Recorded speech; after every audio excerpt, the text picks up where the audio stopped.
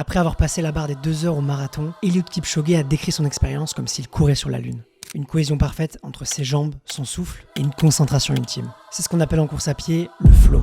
Est-ce une réalité accessible à tous ou est-ce seulement réservé à une élite? Salutations amis sportifs, dans cette vidéo, on va étudier ensemble les mystères et les vérités du flow. Comment ça marche exactement, comment atteindre cet état et surtout voir si c'est accessible à chacun d'entre nous. Je vais aussi vous donner 3 méthodes que les plus grands athlètes utilisent pour l'atteindre. Mais d'abord, laissez-moi me présenter. Je m'appelle Hugo, j'ai 26 ans et je suis passionné de sport et de longévité. Il y a quelques années, à cause d'une blessure au genou, j'ai bien failli tout arrêter. J'ai pas lâché l'affaire. À force de travail et en étudiant les différents sujets autour de ma blessure, j'ai pu petit à petit reprendre le sport. Aujourd'hui, j'ai complètement changé ma manière de m'entraîner et surtout d'écouter mon corps. En ce moment, je cours 20 à 30 km par semaine pour préparer le marathon de Paris et je te partage mes recherches et mes aventures sur cette chaîne et dans mes projets. Commençons tout de suite par l'élément principal. Qu'est-ce que le flow ? Le flow est souvent décrit par les athlètes qui l'ont atteint par un état ultime de concentration et d'engagement. C'est paraît-il le point parfait entre la performance et le plaisir en course à pied, et c'est ce qui permet à de grands athlètes comme Eliud Kipchoge de tenir à une telle allure sur d'aussi longues distances. Imaginez vous êtes en pleine course, vous avez une respiration régulière, des mouvements synchronisés et vous vous sentez comme porté par le vent. C'est un peu tout ce qu'on recherche, mais c'est pas aussi facile d'y arriver. Mihaly Csikszentmihalyi, le psychologue qui a introduit le concept, l'a décrit comme un état où on se sent complètement immergé dans une activité, avec un focus intense et une grande satisfaction. Mais qu'est-ce qui se passe exactement dans notre corps et comment l'atteindre? En étudiant le cerveau en activité des coureurs d'élite, des chercheurs ont découvert des faits fascinants. Certaines zones du cerveau vont s'illuminer pour booster la concentration, tandis que d'autres habituellement liées à la critique de soi vont s'apaiser. Des substances comme la dopamine et l'endorphine vont inonder le système, ce qui va réduire la douleur et augmenter l'euphorie. Pas étonnant que ce soit aussi agréable et c'est aussi certainement pour ça que la course peut être une drogue.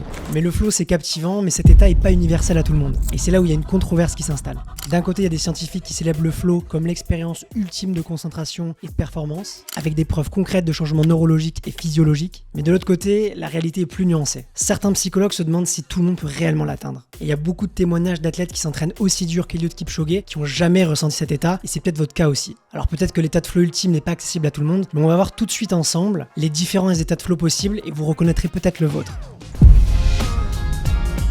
Mihaly, le père du concept, a mis en lumière différents états de flow qui nous permettent de mieux comprendre le phénomène. D'abord, il y a le flow micro et le flow macro. Imaginez que vous êtes absorbé par une tâche simple comme peindre ou courir, ça va être le flow micro. Un état de courte durée mais qui va être profondément engagé. Maintenant, pensez à un musicien ou un athlète pendant un marathon. Ça va être le flow macro, une expérience intense et prolongée. Tandis que le flow micro peut apparaître au quotidien, pendant une session de travail par exemple. Le flow macro va plutôt être le point culminant de performances extraordinaires. Il y a aussi une différence entre le flow autotélique et exotélique. On est dans un flow autotélique quand une activité est si gratifiante qu'il n'y a rien qui compte autour. Mais en revanche, le flow exotélique peut être motivé par des récompenses externes ou des objectifs. On peut donc être dans un flow sur l'instant présent ou dans un flow plus long sur un projet à long terme par exemple. Il y a aussi le flow individuel et collectif. Le flow individuel, vous vous en doutez, ça correspond à une harmonie parfaite avec votre activité quand vous êtes seul. Et le flow collectif va plutôt regarder des groupes, des orchestres, des équipes sportives avec une grande synchronicité et une forte unité. En résumé, le flow, c'est une multitude complexe d'états et de sensations qui va refléter nos différentes expériences et surtout notre personnalité. Mais alors, comment atteindre le flow ? Tout de suite, je vous donne 3 méthodes que les plus grands athlètes utilisent pour le trouver. En numéro 1, la respiration rythmée ou profonde. Ça va vous aider à calmer l'esprit et synchroniser le corps. Paula Radcliffe, la célèbre marathonienne, utilisait cette technique de respiration rythmée pour maintenir son allure et sa concentration pendant les courses records. Quand vous courez, concentrez-vous sur votre respiration uniquement et essayez à tout prix qu'elle soit régulière. Avec ça, vous avez déjà une vraie base solide pour atteindre le flow. Numéro 2, la visualisation. C'est une technique puissante. Avant de sortir, vous pouvez vous imaginer en train de courir avec aisance. Visualisez le parcours, les sensations, la vitesse, les bruits qui vous entourent et la sensation d'arrivée triomphante avec sur la montre le chrono qui vous fait rêver. C'est une technique utilisée par les skieurs alpins. Avant de commencer le slalom, ils visualisent chaque virage et chaque saut. En visualisant une course parfaite, vous allez déjà programmer votre esprit à atteindre cet état de flow. En numéro 3, la méditation de pleine conscience.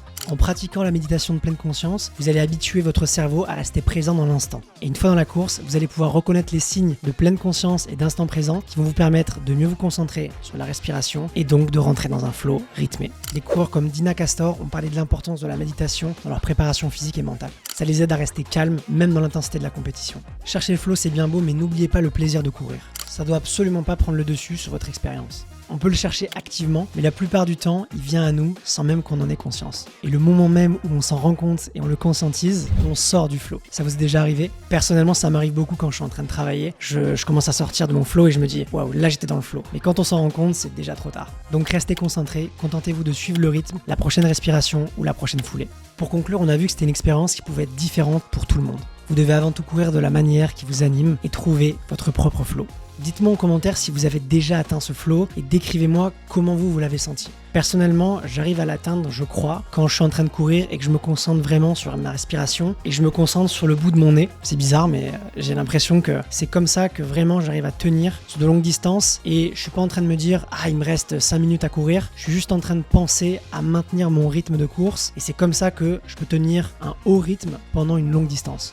Un grand merci à tous pour votre soutien, on a déjà passé la barre des 400 abonnés, donc n'hésitez pas vous aussi à liker et à vous abonner à la chaîne. On se retrouve la semaine prochaine pour de nouvelles aventures, c'était Hugo, ciao.